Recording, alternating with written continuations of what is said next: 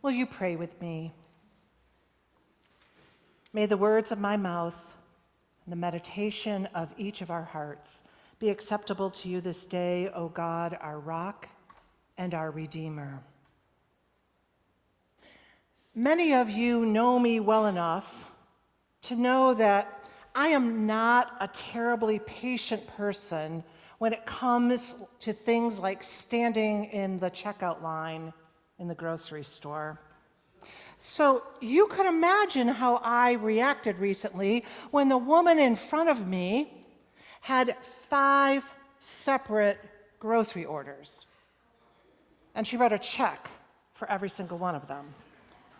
And then she wanted them all bagged individually. It took forever. I think I rolled my eyes at least 4 or 5 times while the cashier was dealing with her. And when it was finally my turn, I bagged my things really, really quickly because I needed to get out of there. And I caught up to her in the parking lot, just in time to see her handing individual bags to senior citizens in the van from the local nursing home, but assisted living facility. She was doing shopping for people who weren't well enough to come into the store themselves. So I did what I often have to do. I closed my eyes and said a little prayer. I'm sorry, God. I shouldn't do this. I know whenever I judge people about something, when I don't know their story and when I don't think the best of them, I get myself in trouble.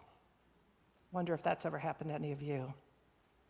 Believing in the best of others is something that Paul talks about in his letter to the church in Rome.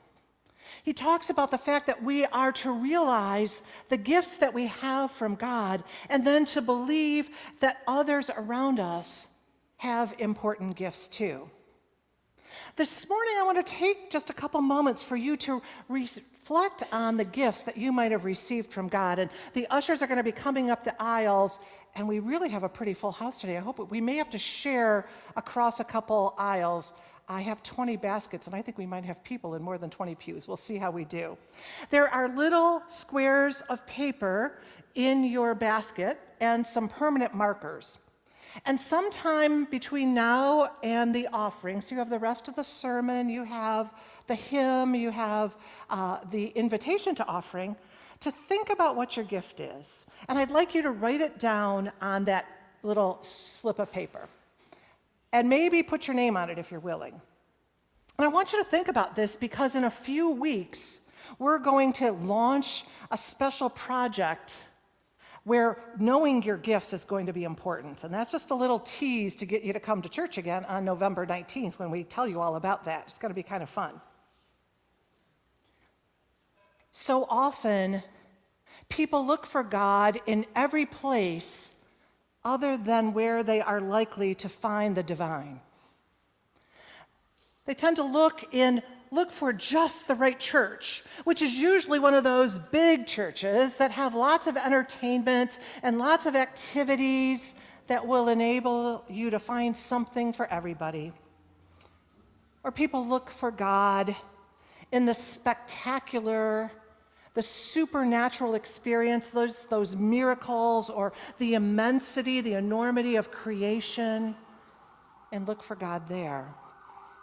Some others turn inward. They want to escape the dangerous and divisive world in which we find ourselves today.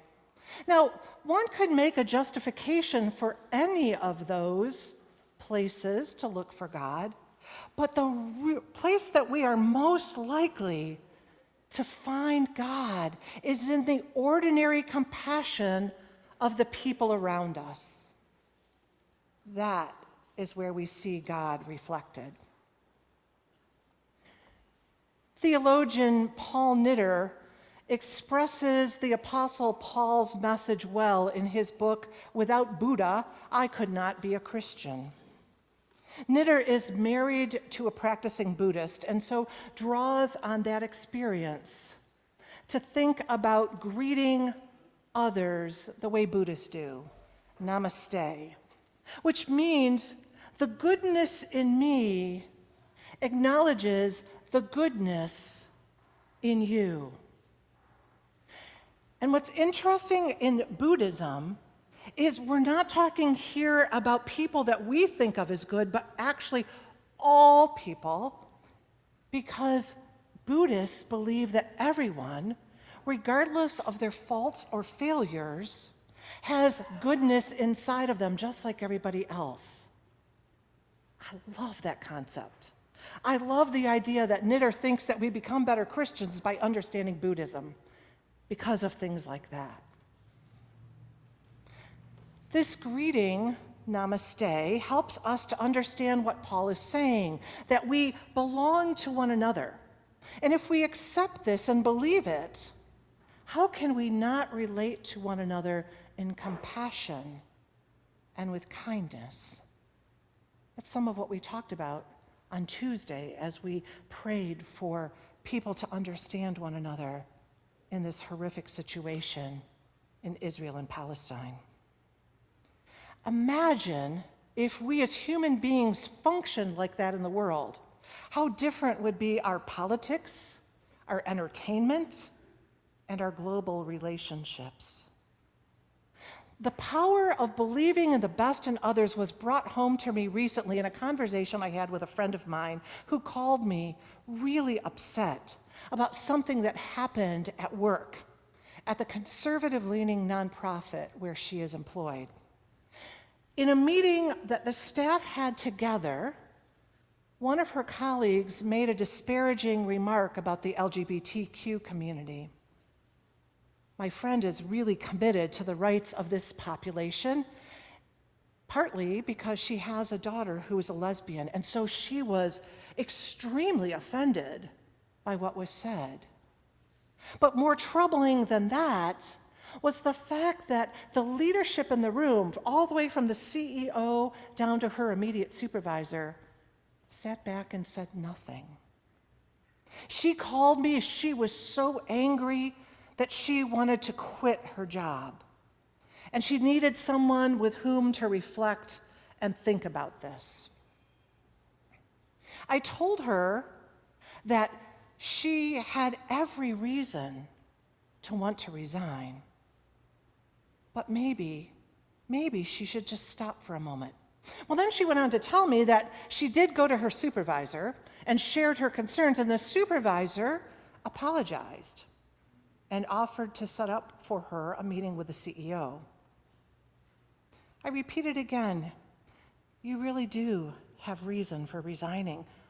But what? What if this is an opportunity for transformation? Maybe they're going to hear what you have to say, and you're going to change the culture of that organization. She acknowledged that this particular moment didn't actually define the organization for whom she worked. And so she asked to have this meeting, to take a step forward, and ask that in the future that the managers in the organization listen and respond when someone says something inappropriate, something that might be harmful on either side of an issue to others in the room. They listened. They apologized. They're working to change the culture in their organization. My friend has decided to stay, but she's still struggling with how differently people can come to understand Jesus. But then she said, but I've recognized that there's a chance here for everyone to grow, that we can forgive and find grace. What better example of transformation can happen than when we see the goodness in ourselves and honor the goodness in someone else, which is exactly what happened in that interaction. To respond as my friend did takes a deep and mature faith.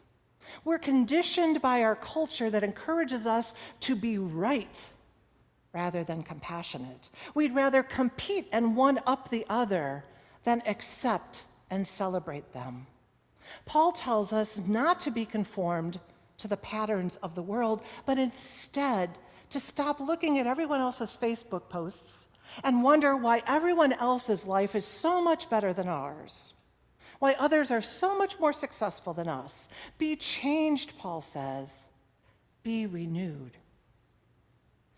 When we look at everyone that we encounter as a beloved brother or sister and recognize that all the goodness in us is also present in them, that, my friends, is where we find God. We find God's love waiting for us in a hug from a friend, from the extraordinary compassion extended to another human being who is hurting, whatever the reason. We find God's love reflected back at us when we dare to speak up, when we ask others to listen carefully, and when we offer them the same respect. And we see God's love when we opt for patience instead of judgment, when we don't understand the circumstances of others around us. So then, why not do exactly that? Why not greet each person that we encounter with namaste, acknowledging that the goodness in us sees the goodness in them? Imagine how we can transform the world when we come together and practice that simple way of being. May it be so. Amen.